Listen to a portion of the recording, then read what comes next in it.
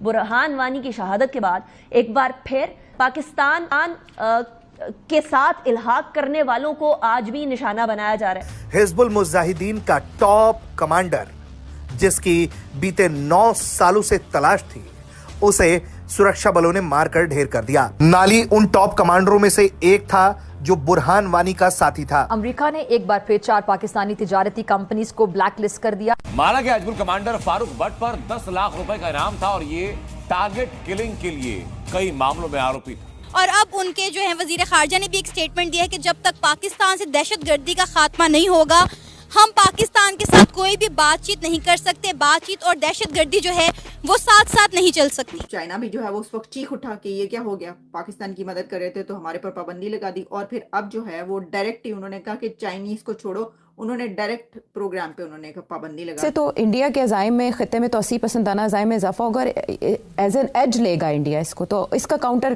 पाकिस्तान को सिर्फ मजम्मत से करना होगा। साथ ही साथ यूनाइटेड नेशन ह्यूमन राइट में उन्होंने ये बोला कि कश्मीर के मामले में पाकिस्तान या तुर्की या कोई भी बात ना करे। इस किस्म की जो पाबंदियां हैं, इनका दायरा कार मजीद वसी हो सकता है, फैल सकता है। इसी तरीके के साथ अमेरिका जो है अब इंडिया के साथ खुल रहा है और उसको साथ ले जाना चाह रहा है, तो India is playing a very interesting game.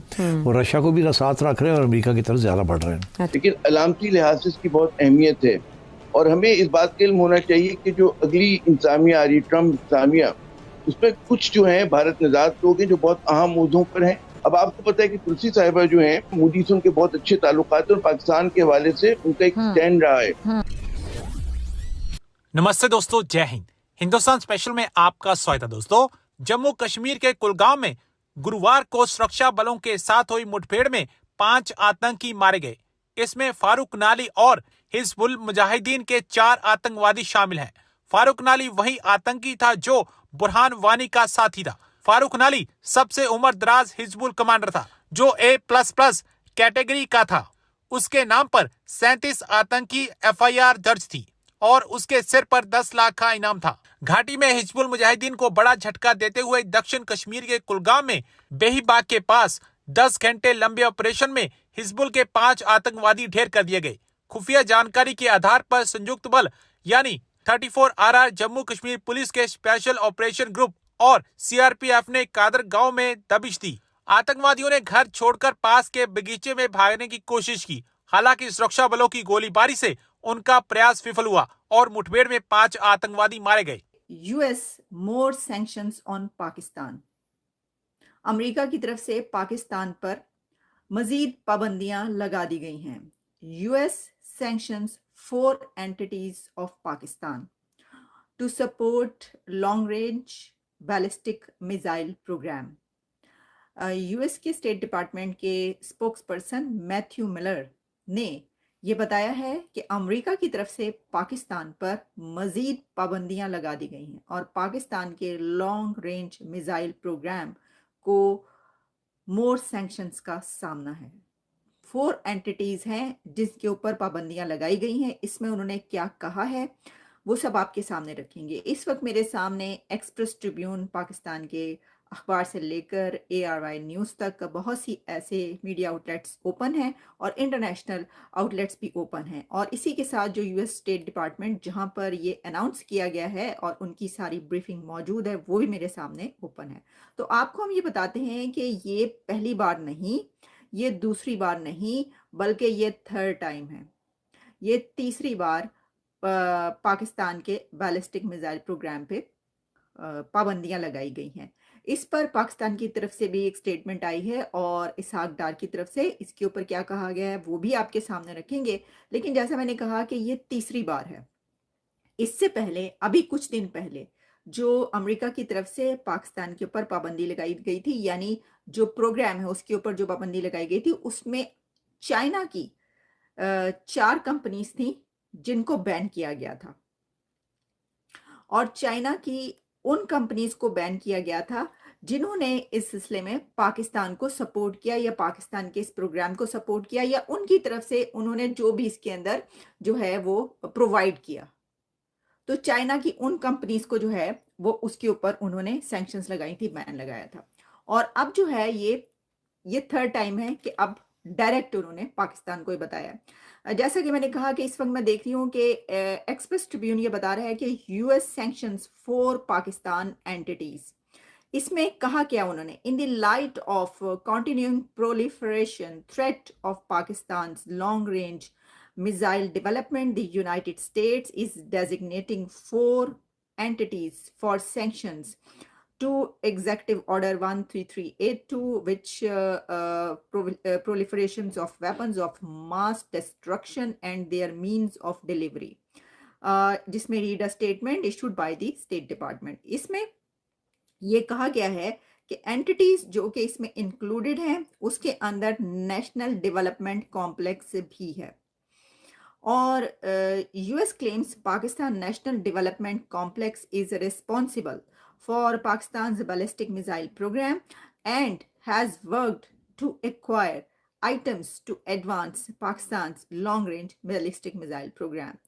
The State Department alleged the National Development Complex, NDC, located in Islamabad, has worked to acquire items in infrastructure of Pakistan's long-range ballistic missile program, including special vehicles and इस तरह की बहुत सारी technical जो इसके अंदर जो है वो बताई गई हैं बातें कि क्या क्या कुछ जो है वो किया गया है। जैसे कि उनकी तरफ से जो कुछ भी जिसके ऊपर उनका कहना है कि उन्होंने इसलिए लगाया वो इसके अंदर शामिल है। मैं आपको भी बताती हूँ कि उसकी डिटेल्स क्या है, लेकिन सबसे पहले मैंने इसके ऊपर देखा कि क्या इसमें एक बहुत ही जिसे कहते हैं डिटेल में जो खबर दी है वो ARY न्यूज़ जो पाकिस्तान का है उसमें इसमें जिस तरीके से बताया गया वो भी आप जरा सुनिएगा। इस स्टेटमेंट में कहा गया है कि पाकिस्तान के तवील फासले तक मार करने वाले मिसाइलों के मुसलसल फैलाव के खतरे की रोशनी में अमरीकी एग्जीक्यूटिव ऑर्डर के तहत जो है पाबंदियों के लिए 4 इदारों को नामजद किया गया है जो बड़े पैमाने पर तबाही फैलाने वाले हथियारों और उनकी तरसील का ज़राए का जो है वो जरिया बनते हैं। इस बयान में ये भी कहा गया है कि पाकिस्तान का नेशनल डेवलपमेंट कॉम्प्लेक्स जो पाकिस्तान के बैलिस्टिक मिसाइल प्रोग्राम का जिम्मेदार है और इसने पाकिस्तान के लॉन्ग रेंज के बैलिस्टिक मिसाइल प्रोग्राम को आगे बढ़ाने के लिए जो है दीगर अशिया हासिल करने के लिए काम किया है। इस पर ये पाबंदी ऐड की गई है और affiliates international, Akhtar and sons private limited और रॉक साइड एंटरप्राइज ये वो इदारे हैं जिन्होंने इस बैलिस्टिक मिसाइल की जो इनकी रेंज और इनकी जो आलात बनाने और इसकी जो मिसाइल फराहम करने का प्रोग्राम है इस पर जो है इन्होंने सारी ये चीज़ें हासिल की हैं, खरीदो फरोख्त की है इसकी और दीगर इदारों के साथ जो है खरीदो फरोख्त में मुलव्वस हुए हैं। आपको बता दूं कि इस बयान में ये भी कहा गया है कि ये जो पाकिस्तान का बैलिस्टिक मिसाइल प्रोग्राम है ये पूरी दुनिया के लिए खतरा है और ऐसे हथियारों को जो है इनको नकलो हमल, इनकी मुंतकली या इस्तेमाल करने की कोई भी कोशिश जो की गई पाकिस्तान की तरफ से इसके खिलाफ अमेरिका अपनी कार्रवाइयाँ जारी रखेगा। अब देखिए उन्होंने यहाँ तक कहा है कि ये जो प्रोग्राम है पाकिस्तान का ये दुनिया भर के लिए शदीद खतरा है। तो दोस्तों इंडियन आर्मी ने कश्मीर में एक ऑपरेशन करते हुए ये बुरहान वानी के जो 5 साथी थे उनको किसी जंगल में ठोक दिया है।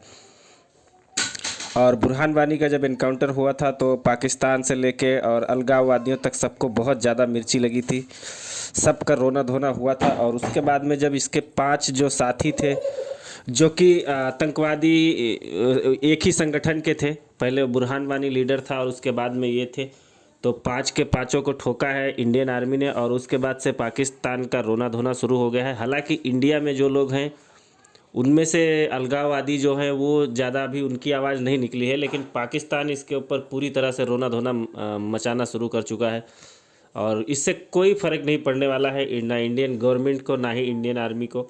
जो भी वो चाहे इंडियन हो, पाकिस्तानी हो, कश्मीरी हो, कहीं का भी हो, जो देश के खिलाफ उठेगा उसको इंडियन आर्मी ठोकने में टाइम नहीं लगाएगी। ये जो आतंकवादी थे इनके ऊपर 10-10 लाख रुपए के इनाम भी थे और इंडियन आर्मी को इनकी खबर मिल गई और इनको निपटा दिया।